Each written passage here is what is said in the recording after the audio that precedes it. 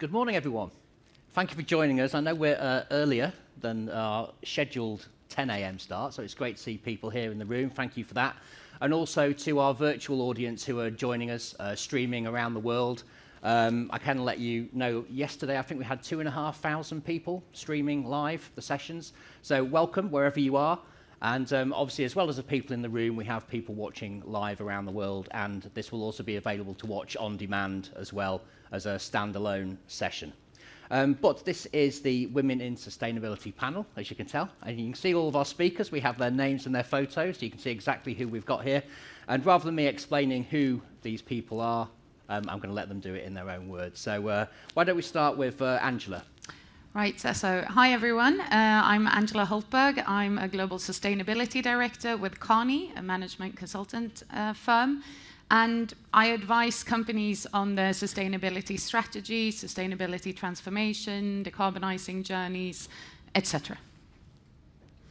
Good morning, everyone. My name's Joanna Bonnett. I'm from PageGroup. You'll know us as Michael Page or Page Personnel.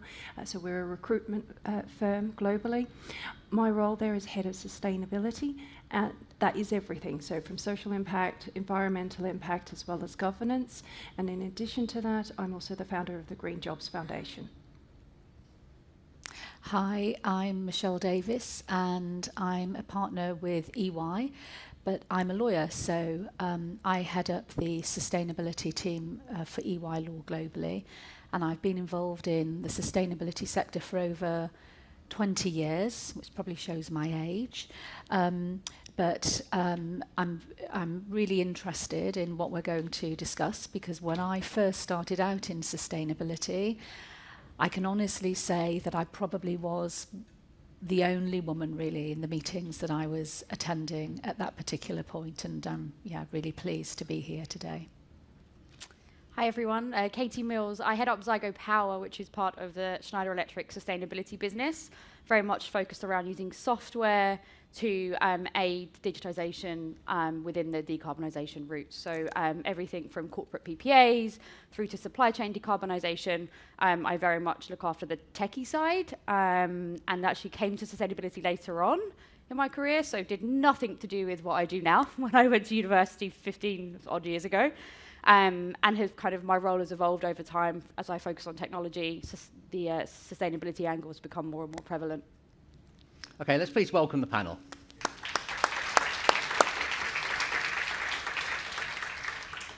Now, anyone who's seen our sessions yesterday will know that the best conversations often come when people do not agree on topics. So we were just having a brief discussion backstage, and I'm hoping there might be some catalyst for conversation. Also, later on we will be asking questions from the audience, so if you do have any, please just raise your hand and we'll bring a microphone out to you as well. So based on that view of hopefully not everybody having the same opinion and seeing eye to eye, Michelle, you just alluded to it then in your introduction. What inspired you to, in fact, no, what unique perspectives or qualities do you think that women bring to the table in advancing sustainability? You are naughty, because this is what we were talking about before. You know, how honest should we be? So I'm just going to go for it. I'm going to be honest. And the reason why I deliberated is because sometimes you can get into trouble if you generalize, right? So I am generalizing. Not all men are like this and not all women are like it. But I do think that women do tend to be more in the workplace. Interested to hear what you think about this.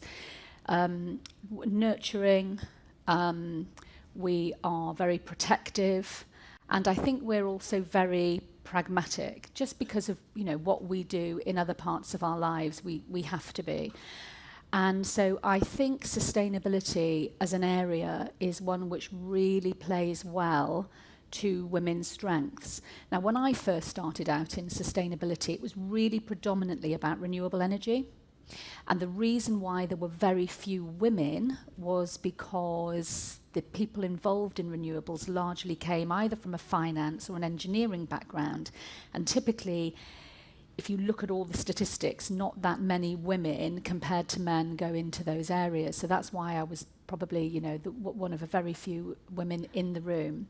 However, sustainability now means so much more than just renewables. It encompasses, yes, a wider energy transition, but an awful lot more. And I think it's those other areas that really play to women's strengths and attributes. Yeah. Yeah, if I can jump in there, I do agree on this one, apologies.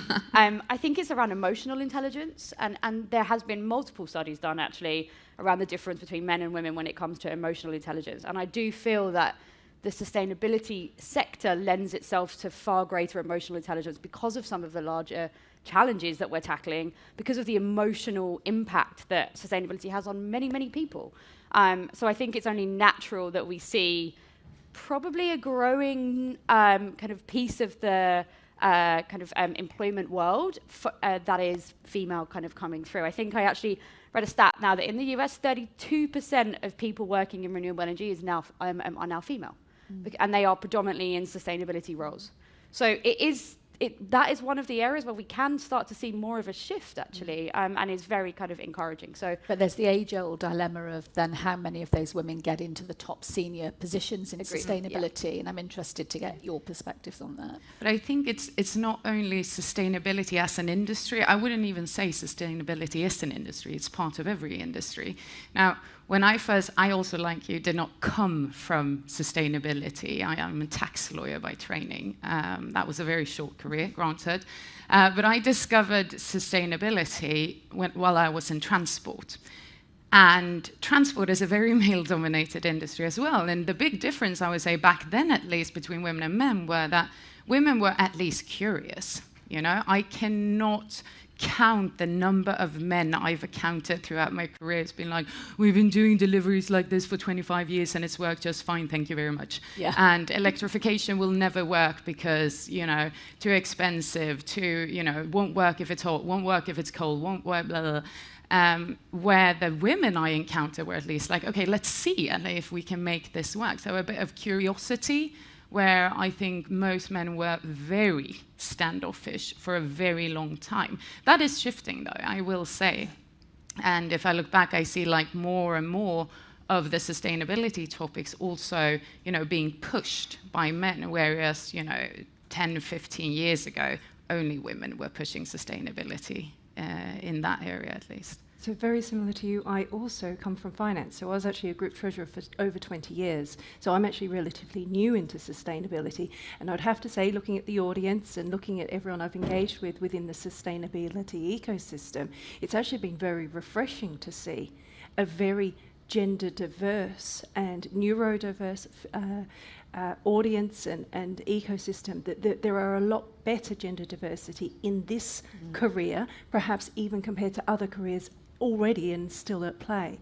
But I would also then go from perhaps away from the gender diversity to neurodiversity. Okay. And that's where, it doesn't matter necessarily where you are, male or female, but the importance of neurodiversity to solve these complex problems, the evolving problems, we need new ideas. So where are those new ideas coming from? So it is a good time to be in an industry where you may not have confidence today, but you will grow that confidence and you can have a real impact, whether environmentally or socially. That's a great point. I think it comes back to the age-old discussion around how to innovate. Well, diversity leads to greater innovation, exactly. Right? So it's always coming back to that stat that we all know and we've all seen the report. But ultimately, because we're dealing with some of huge social issues, and our societies are made up of all different types of people. So if you don't have people trying to solve problems for those people that look and sound like and have similar backgrounds to those people,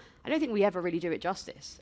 So that's a really important part, for us to innovate, to really kind of look at how we deal with these things in new ways, because ultimately we are failing right now, right? We haven't reached our targets when it comes to climate change, when it comes to kind of how fast our climate is warming. So we have to still look at how we innovate in totally new ways If we don't do that, then ultimately we all fail, right? So it always comes back to me, I think, for that age-old discussion around diversity equals greater innovation. And but how much of that, I'm curious, because we advise hundreds and hundreds of companies, right? And just a reflection, I have no statistics on this, but a personal reflection is that quite often the chief sustainability officer or head of sustainability or whatever it is, very often a woman. Very, very often, maybe in a majority of cases, actually. However, I can't also help but notice that it's a C position that comes with very little mandate and very little budget. Yep.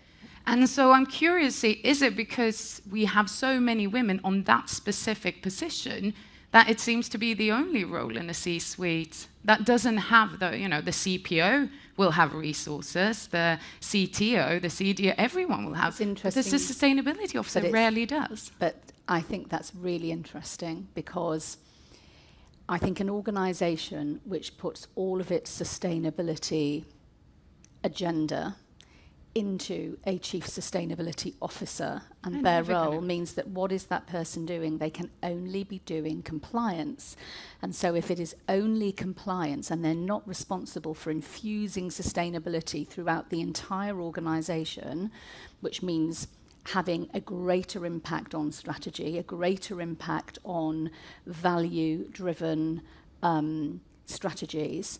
If it's just compliance, they're not going to get a significant budget. And even though it's a C-suite role, as you say, it is quite limited. Now, what I'm really interested to see is as this evolves, and chief sustainability officers do have a much bigger role in the strategic direction and implementation and operationalization of sustainability within their organization, which has got to be where it goes. Let's see if the women can hold on to those jobs. That's the bit that concerns me, and it's a really great point you make. I also think it's interesting of where does that CSO or head of sustainability sit? So they may be on the C-suite, or it may be C-suite -1, or maybe C-suite -2. Are they in the strategy department? Are they in the CPO team? Are they in finance? Because that also lends to perhaps maybe the gender that they are, but also the remit and the focus, and accordingly the budget and the resources that they're given, as well as the strategy that they can then influence.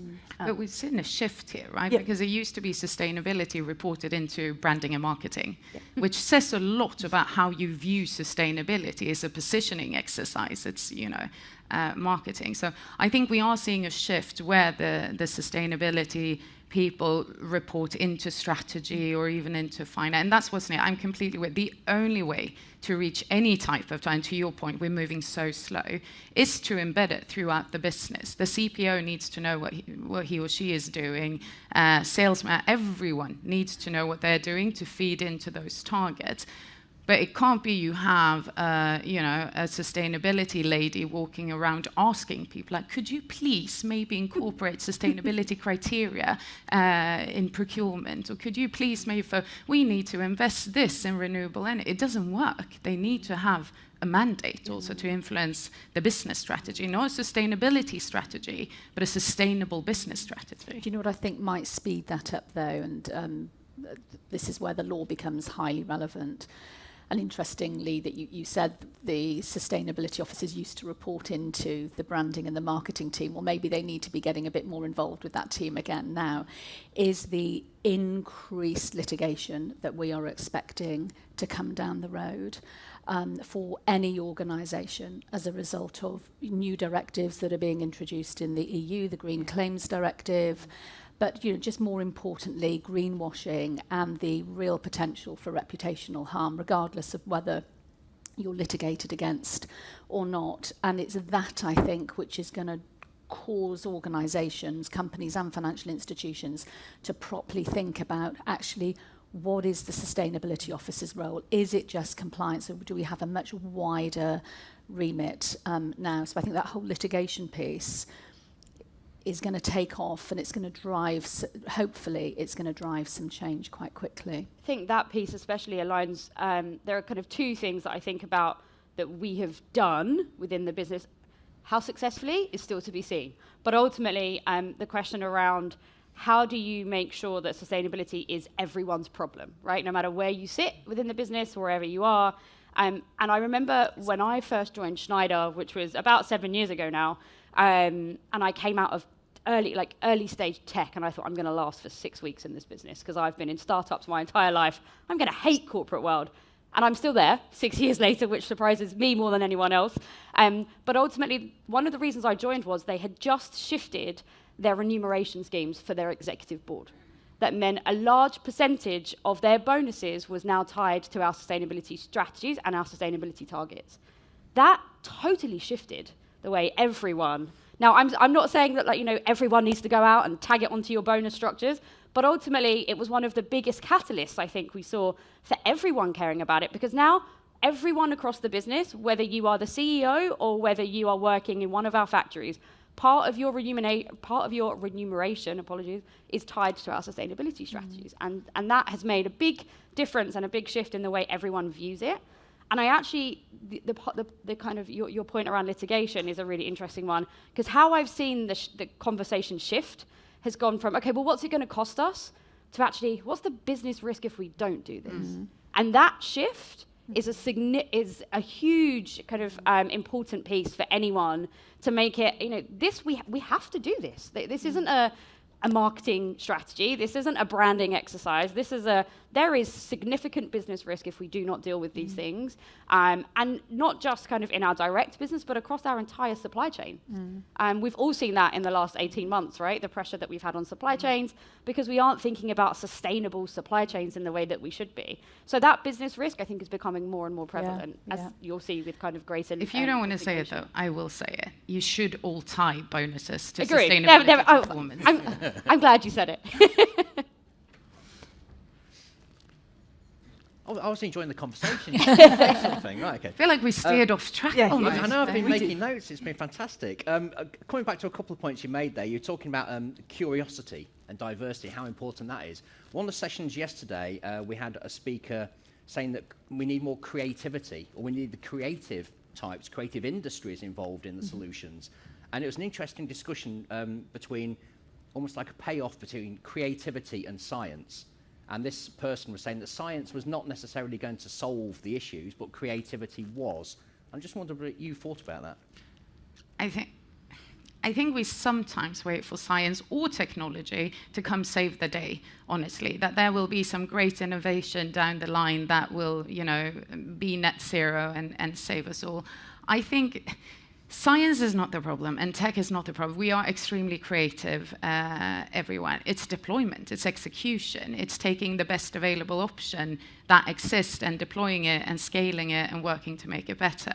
That's the issue. We have solutions to most of our problems, let's be honest. We have solutions, we're just not deploying them at scale. Why not? I mean, the number of reasons that I hear in what I do, obviously there's a perceived conflict between profit and sustainability. Utterly false. Utterly false. And like you say, it's perceived like a cost. If anything, it's an investment in future revenue. And for those who are still not seeing the business case, I would say you need to hurry up because you're falling behind. But looking at the triple bottom line, there is an overlap. Some things are super easy. Reduce energy consumption, reduce emissions, reduce cost. Fantastic, why not? Some of the others, though, are a bit longer term. But our whole business industry is built on quite short-term thinking. And that's where you see some companies who are family-owned, for instance, that doesn't have to worry about quarterly reports, making much longer-term investment. Look at IKEA, for instance. They're making long-term plays. They're looking at, ROIs for a decade because they can, right? But they've built that into their brand. I mean, that is, sustainability is very much part of their brand. And if I look at most businesses now, we are almost in the perfect storm, because there are so many macroeconomic pressures on organisations. And as you say, the truth of the matter is that organisations are only going to say that there are exceptions to this rule. And, it seems that Schneider is doing a lot in this respect. But they are really only going to take sustainability action in the business if they can see a short to medium term value proposition as a result. And so it's our job as advisors to help them identify where they can achieve value, and there will be some low-hanging fruit. So, for example, if you are producing all of your data to comply with regulation, kill a number of birds with one stone. Use that data to present a risk reduction analysis to those that you are engaging with who are pricing risk, your insurers, your debt providers. You can reduce your cost of capital, you can reduce your insurance costs, you can reduce a whole host of costs if you are able to show how you are reducing risk. And through your compliance regime, you will be doing that.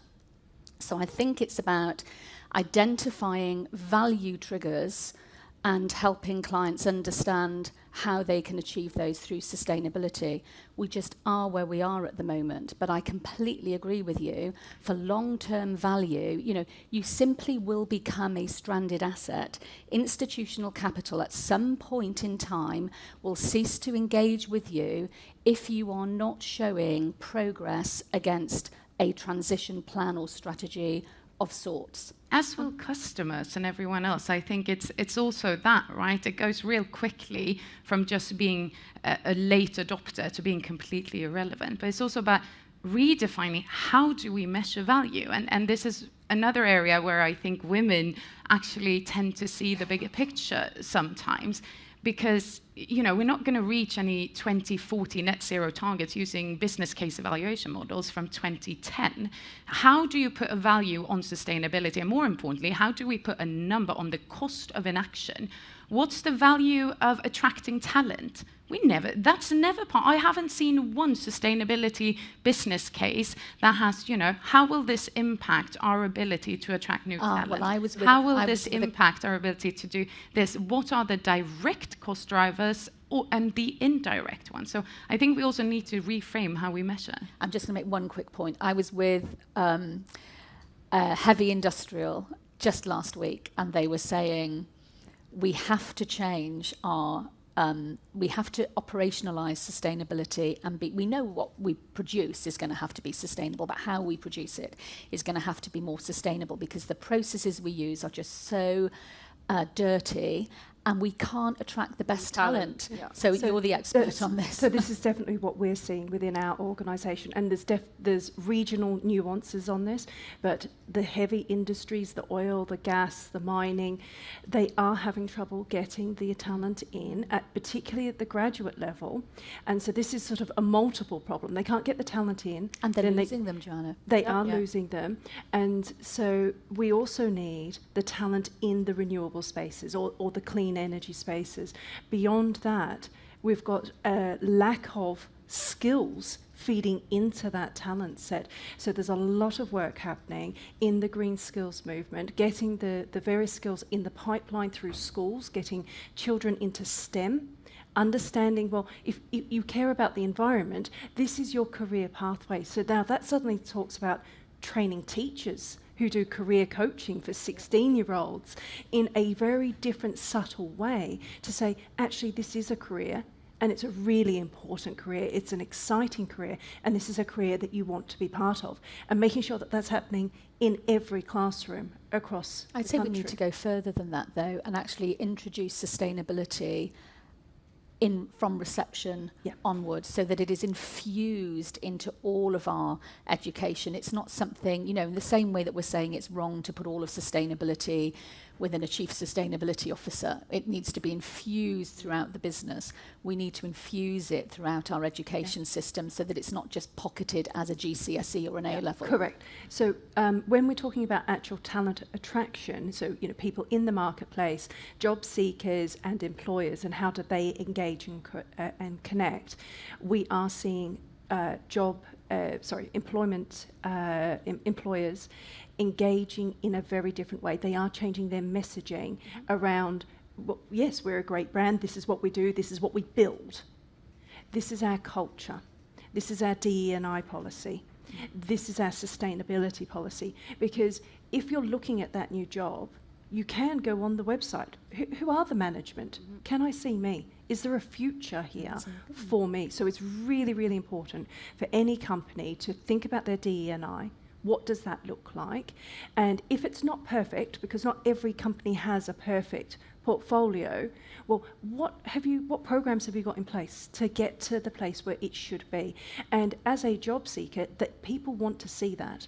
And that may be a differentiator between you taking job A and job B. Can I ask you something? Is there a difference in the approach that women take to men on what you were just mentioning in terms of the due diligence they do? Yes. And I'll speak from personal experience. I have recently recruited a new team for myself within sustainability, and there were candidates of graduate level. Several were male, several were female. One just wanted a job. I want a job. What's it paid? This is what I need. Okay, right. Very, very clear. Another candidate was talking about, well, what does this mean for me? Where will I be? How can you help me get here? And then beyond that, and she happened to be the successful candidate, she was also talking about, well, what other roles was she involved in? And she was telling me how she actually had to make a decision. She had multiple roles available for her. She was successful in several rounds. One of those roles happened to be a food processor. She happens to be vegetarian, and her personal ethics, her personal purpose did not allow her at the end of the day to get that job, even though as a graduate it was paid more. I've had very similar, so I'm part of our graduate recruitment as well. And 80% of our grads that have just started, their number one reason for coming to Schneider was our sustainability strategy and our targets. 80% of our talent coming through. That's a huge shift that we've seen. And even now, I'm on the software side, so it's slightly different. But I have my head of product who outright refuses to work on new products that go against what he believes when it comes to a green economy and sustainability. And I really respect him for that. Yes, it makes my life a little bit harder at times, but I do outright respect him for the fact that he says, I morally cannot do this. And if you're going to ask me to do it, you're asking me to go against my morals. Are you okay with that as a boss? And I'm like, oh, no, I don't want to do that. That's definitely not the kind of boss that I want to be. So I'm definitely feeling that, even as a manager of that real kind of ethical situation that a lot of kind of people in my team now find themselves, and our grads coming through as well. So like you say, talent, for us to attract talent, it is all about our net zero targets, our sustainability strategies, how we implement, what our plans are, and they all want to work. So we have two kind of grad schemes. We have our more traditional business grad scheme, and then we have our sustainability business grad scheme. And that grad scheme, as I'm sure you can imagine, is inundated with people, and it is super competitive. Not that the traditional graduate scheme doesn't touch all of the things that we also look at. It does, because sustainability is obviously throughout our entire strategy across all of our business units. But ultimately, that shift and that kind of focus around, I want to do this, is something that we're it's just a huge shift that we're seeing within the business. That makes me so happy. Because you're a tech company, I have to tell you, I was at this FinTech conference in Stockholm, Sweden last year. And it was for the Nordics. Nordics are supposed to be very, open and equal and, all of that. And so they had a session on the main stage, and then they split up into groups. One was the panel I was in, which was on sustainability, and there was another panel called the future of the meta universe, something like that. And I was sitting with my panelists in one of the rooms, waiting for people to come in. I kid you not, the audience just split. We did not have one single man in our room. Every woman in the audience went into the sustainability session, and they were quite few, because turns out in FinTech it's mostly guys, apparently. I didn't know. But and the rest of them, 80% of the audience just went into Meta. I was like, really? Really? This is where we are? Do you not care? Not one single guy? It was good. So that actually makes me, because I had very low hopes for the tech sector. I still think we have a big issue in the tech sector, right? Even just from a gender perspective. Forget anything to do with sustainability, but the gender issue, it's still a massive issue, right? I remember, so before my Schneider days, I had my own tech startup, and we were going out to raise, and I was a co-founder, and I went in to pitch to a room of investors, and I will never forget it, because I came out raging, absolutely raging, and determined that I was going to prove this one individual wrong. He asked me as a question, nothing about my business plan, nothing about future projections. He asked me, so are you married? I was like, yes, is that relevant? Kids? I was like, no. What about kids? I was like, I haven't even thought about kids. I'm 27. I couldn't think of anything. I couldn't think of anything worse right now. And I walked out fuming, because I was like, you didn't even ask me about my business plan, and I'm in tech, and I'm one of minimal female tech founders out there. So we still have a huge issue in the tech sector. Don't even get me started, because that's a whole different panel discussion. But we have a massive issue still in tech. And we actively try and recruit female engineers, like developers, and it's really tough. I can't find them. That's what I was saying about the energy transition sector, not having enough women in because of the engineering. It's that bottom end of the funnel is just not being filled in the way that we need it to. I have a question for you then. How does that get solved? You know, in 10 years' time, 20 years' time, what do people in the audience need? I think we've got to get more women interested in engineering and finance, and that means and law, but in all the areas where we do have quite a lot of women in law, actually. The challenge is getting them to the top positions, so it's 50-50 more or less in law, but when you get to the top positions, equity partners, etc., in law firms, then that's where the numbers go down, in some cases to around 20%. But around, and that's a separate challenge, isn't it? But it needs to start at school.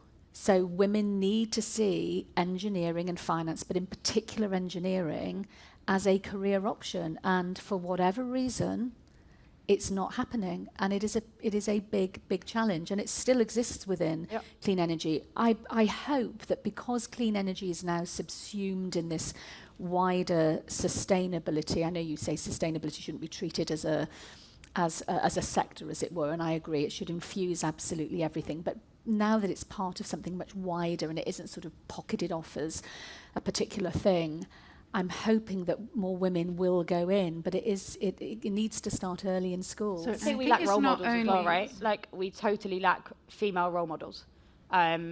I went to an all-girls conference school. Yeah, that's so right. So did I. So engineering, no, you did food tech. Go and learn to cook. No joke. And I'm 35, so that's not even long ago.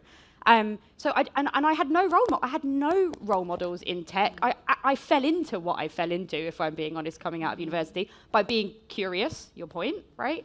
But I had no role models. And if we don't, I actually think industry does a really poor job of putting female role models out there, right? It goes back to Joanna's point. When the women are doing their due diligence on an organisation, they're going on looking at the management team and saying, "Can I see myself there?" Yeah. It's not terribly inspiring. I had my very first job when I tried this tax lawyer thing was with one of Big Four, and I sat in like the introduction first 6 months, so they gather all the new hires.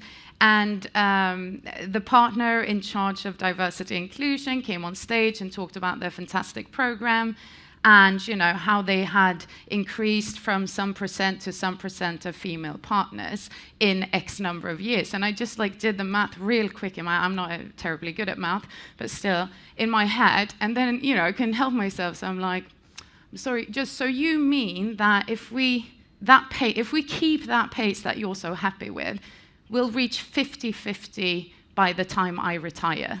This is my introduction to your company.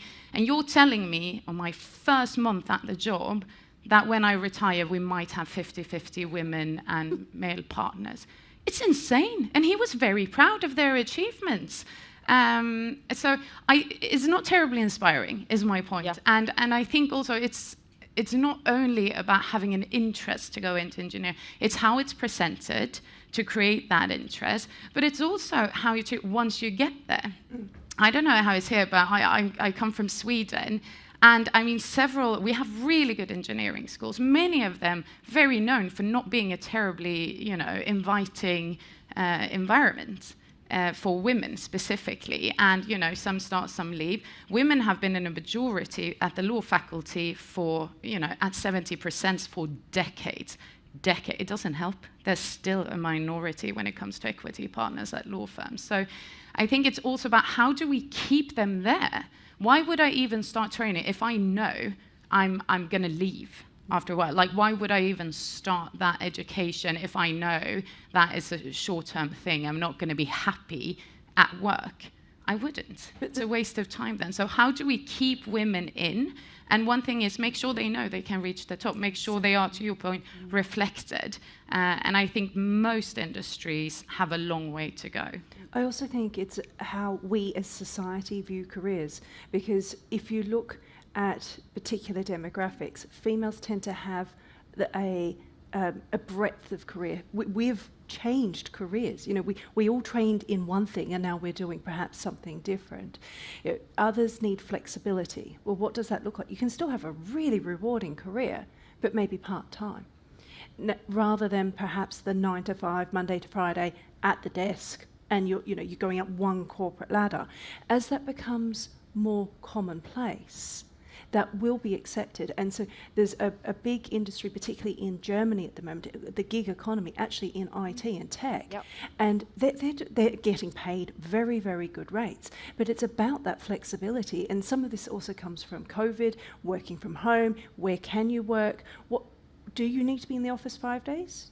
Maybe 3 days, maybe 2 days. It's different for everyone. But companies are thinking about this. Other companies are obviously then saying, no, we need people back. But there's going to have to be a balance. Yeah, there is. But also, I think, so in my experience, women have not been as good as networking internally as men. Right. And if they are not in the office, they are not going to be doing that as effectively. So like you said, you're absolutely right. It's a balance. But I think it is incumbent upon us as leaders within our own organisations to help women see that it is a balance, that there are certain things that if they want their careers to progress, there are certain things that they will need to do. I think this is also about, what do you call it, foreplaying or leaning back and bringing some with you. I'm engaging with a career coach at the moment, making sure that where I'm heading is exactly where I want to go. And this gentleman, very, very senior individual, very well known within a particular industry. And he said, I'm going to come and visit you. And where should we meet? So I was thinking cocktail lounge, I was thinking cake shop, there's a really nice chocolate shop near me. He goes, the golf club. And I'm like, I don't even know where the golf club is. So, and so I think, okay, right. So I ended up at the golf club, and then I happened to message my husband, who is a stay-at-home dad. He's looked after and raised our 4 children. So I have a very different demographic in my own personal life. But I make sure that I do articulate that. I'm very, very public about what happens. I don't know my children's shoe size. I learned one of them because one of my daughters is the same shoe size as mine, and she broke one of my heels. So I learned it, but in an indirect way. So I don't know my youngest children's shoe sizes. I never have done. That's not my role within the family. But it is also about making sure that others that are coming up understand that, well, that's my life. This is what I've done. Maybe that it's the same for them, maybe it's not. But it is okay. People need to find their own feet. And so they do need role models. They need to be inspired. They also need sponsorship. They need mentoring. What works for one person doesn't work for the next. So it is complicated. And a degree of honesty, though, about what gets, sacrificed in order to get to a particular position. So what you're saying, it resonates with me. My husband is a stay-at-home father, and to make it work, that is his responsibility. That's that we work as a team, right? Yeah. So we each have different roles within the family. Yeah. I'm going through. So I remember the UK and I country president of Schneider Electric is a lady called Kelly Becker, and I used to work directly for Kelly because I used to head up the sustainability function within the UK and I. Before I went over to the software side, back to my roots. And I remember before I've had my first, I have one little boy, he's 15 months, and I remember her saying to me, well, everything's a choice, Katie. And I got really annoyed at that. I was like, what do you mean it's a choice? I want it all. Why can't I be a mum and have an amazing career and not have to have my husband stay at home, right? That was genuine. I was like, I want all of that, which I actually do think is a viewpoint of a lot of grads coming through our business, and the younger generation coming through do want it all. And I remember her saying that to me, and I got really angry because I was like, you're a woman, you should be supporting it. And then I went away, and then I had a child, and I was like, oh geez, she's right. Yeah, this is really tough. The balance, because my husband doesn't stay at home, he works too. I have to put my child in nursery 5 days a week. I have to be okay with the fact that I drop him off at 7:30 in the morning and I pick him up at 6 o'clock at night. And you know what? He's fine. He's absolutely fine. But that's your balance. That's my balance, right? Is that my child has a better relationship probably with his nursery lady than he does with me. But I'm good with that, right? She looks after him really well.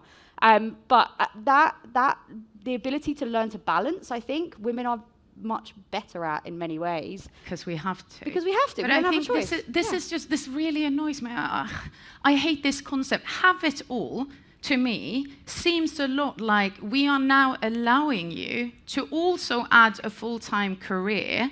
True, but true. Not losing any of the responsibilities you already have. So have it all seems to me like you're going to do it all. You're going to take care of the kids, you're going to take care of the home, you're going to take care of the project management and the social activities and making sure your kids have friends and everything. You know, you're going to still do all of that, but now please also feel guilty if you don't have a C-suite career. So please add that on top of what you're doing, and then please feel guilty about both things. About having it both. You can't spend that. You can't be the perfect stay-at-home wife, and you can't be the perfect C-suite executive. But please, yes, your highest dream is, of course, to have it all. I don't want to have it all. I want to have 50% of my home life, and I want to have a good career. That's what I want. I don't need it all. Definitely not all the response. I think it's like some kind of myth that were told to women just so they wouldn't give up on everything they were already doing. Continuously feel inadequate. I feel like I continuously feel slightly inadequate in whatever I do. But you know what? I think it's just that we didn't want to be really honest, because the honesty you've shown, the honesty we've all shown here might be unpalatable to some people. You know, how could you as a mother leave your child for 8 hours or whatever? And so I think we've perpetuated that myth, but I think it's super important for younger women coming through to understand that if you really want to be operating at this level, then you have to make some decisions. It doesn't mean you're a bad mother. It means you just have to create a degree of balance in your life. And sacrifice. I mean, I'm sure when you sacrifice, there are sacrifices for everything. There are sacrifices, right? I've got male colleagues who say they didn't see their children growing up, and they regret that because they were always on a plane working overseas and they would be home on the weekends. So it's not just a female thing, but it's more of a female thing. And I think it is incumbent on us to be very honest with younger women, to say, look, if you, and I do say, look, if you your career will be what you want it to be, but if you want to be operating at this level, then you have to make some adjustments in your personal life. And it's not bad, as long as you can make it work, like we all seem to have. You can make it work and you can have an absolutely fantastic life. It was my son's first day back at school today, and I live in Monmouthshire and I work in London for mostly 4 days a week, and I'm on the phone to him, you go for it, Henry, have a great day. Mummy will be back tomorrow night. And I don't like the fact that I'm not there, but he's used to it. And also, I'm home on the weekend. I give him every minute of my time when I am at home, and I make it work. And it's not ideal, but if you were a stay-at-home mum and you were anxious for that big career, that's not ideal either. So you've just got to be true to yourself. What do you want? And make it work for you. And be honest and open with younger women about what is truly achievable and what you have to do in order to make that achievable. You also need to be kind to yourself in those decisions. Oh, so right, yeah. And make sure that you're balancing. So, okay, you're the perfect wife, you're the perfect mum, you're the perfect C-suite executive. Well, just a second, what about exercise? What about your mental health? What about your own career development? There's a whole plethora. What about your social life with friends? Do you remember who your best friend was? When did you last speak to them?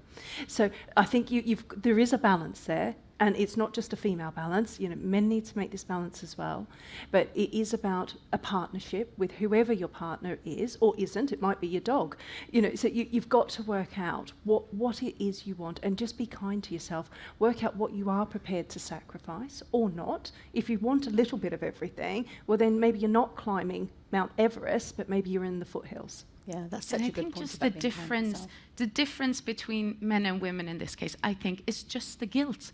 The men have to make the same sacrifices. They sacrifice, knowing their kids' shoe sizes or missing that, football game or whatever.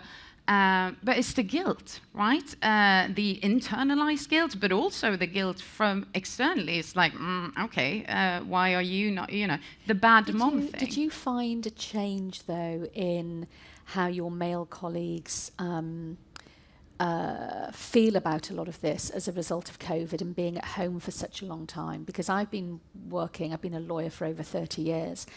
And I noticed a real change, because I see my male colleagues wanting to be at home for certain things with their children, and really sort of prioritizing that home working life balance in a way that they didn't necessarily before. Not everybody, but I think on balance most of them have got a different approach. Not because of COVID, but because of where I live in Sweden. I mean, our parental leave, we have 6 months are dedicated for the father. Yeah. Cannot give them to the mother, right? So we do tend to have men taking longer periods of parental leave, maybe 6 months, and, connecting with the baby and learning how to, do everything else that mums are supposed to know that the second the kids exit the body, basically. So I think where I see my husband stayed home with both of our kids as well, and it's quite common, so not because of COVID, but because it's more and more common, and that also makes, I remember with our first child, my husband's employer was like, "What, you're taking 6 months? Why? Like, can you just stay at home a month or two?" But already by the time we had our second child, that had slightly changed, and now I think nobody would raise their eyebrows. Yeah, in the UK it's a bit different though, isn't it? Yeah. I just make a very quick point. I think if we flip it, before COVID, I think it was quite difficult for men to say, "I need to be at home because it's my daughter's sports day," or "I need to get home because I've been in London all week and I really need to leave at 2:00 because I want to pick them up from school." But working from home now, yes, they can. but they never would say that, I think, because the men felt they couldn't say that because that was not something that you did. But now it's acceptable, and I think that's a great thing as well, because it starts to even out or level out the playing field a little bit. I think it highlights there are still very big challenges that men face in order to help us succeed, right? So when I had my child and my husband decided he could take up to 15 weeks off, full pay. Very, very good for a UK company. So he said, "Okay, I'm going to take 3 months." And the constant comments he got from his old school boss, who had been in industry for probably far too long, I would say, and was not used to men being at home. His big accolade was, "I spent 1 day at home when both my kids were born, and that was it." And I was like, "What, do you want a medal for that?" Like, your poor wife, she must have nearly died. But he really had to take some stick for that. And I said to him at the time, I said, "I'm super proud of you for sticking to your guns," because actually, yes, he saw his bonus down that year because he'd taken 3 months off. Yes, he missed out on an opportunity because he'd taken 3 months off. And like, can we actually pinpoint it? No, of course you can't. But considering he's a high performer in every other kind of way, you don't have to be a genius to work it out. Welcome to our world. Precisely. And I do think that helps as well, right? I think they're starting to realise, oh, I get it. Because I'm now seeing that too. And I remember my husband saying to me, I can see how you've dealt with some real issues in the workplace, because now I'm getting a taste of it. It's not very nice, is it? I was like, no, it's really not. It's not fun. I'm gonna flip that. I completely agree with what you've said.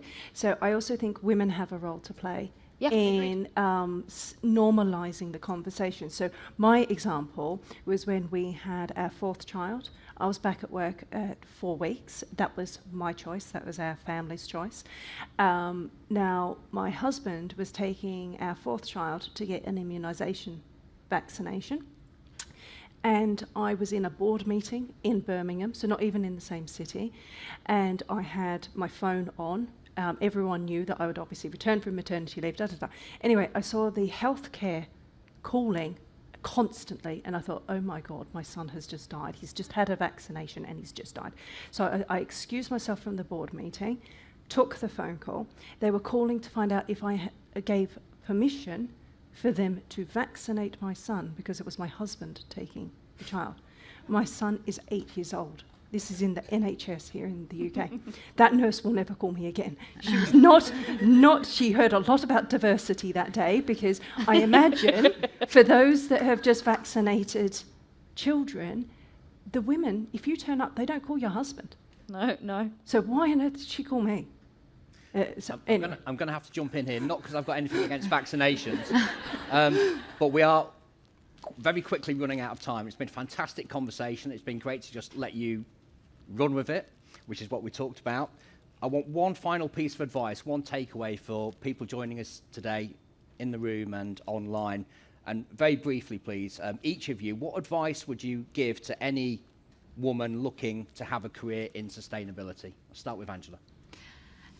Same advice I would give anyone who wants a career in anything, basically. Just find your people, right? I have a career in sustainability because of women. Two in specific, it's Helene Davidsson and Joanna Bonnett. Those women gave me the opportunity to start, and what they did for me, I want to do for others. So, find your people, stick to those people, and be that person for those who come after you.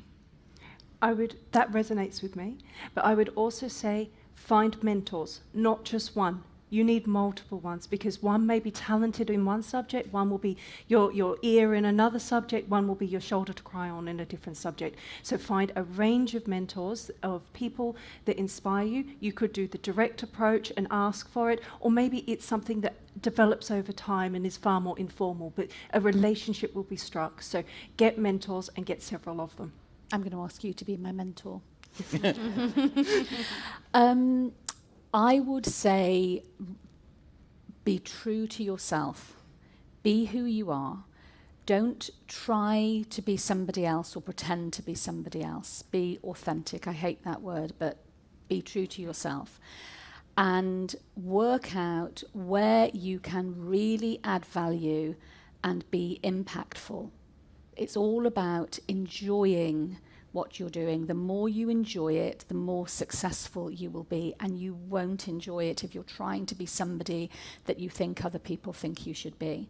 So be true to yourself, focus on where you can truly make an impact and make a difference, because that in itself is hugely rewarding, and do something that makes you happy, because you will be successful if you do so. 2 points from me, apologies. First one is always be learning. Honestly, me continuously learning is one of the greatest joys that I have, I think, in the workplace. And it's actually opened up the doors that it has opened to me. So, because I've been learning, I've been keeping on top of trends, right? So when I took a shift into sustainability, I did it because I could see what was going on in industry, right? So make sure that you're always learning, because you will then always be on top of what is coming, and you will always be relevant, I think, is a really important piece. And then make sure that you reflect to others coming through the role model that you didn't have, right? Very similar to what you said. So be that role model for someone else, because if only we all had those role models coming through, there'd be a lot more of us now in this place. So make sure that you're that role model for someone. Okay, fantastic session to start the day. Please join me in showing appreciation for Angela, Joanna, Michelle, and Katie. Thank you.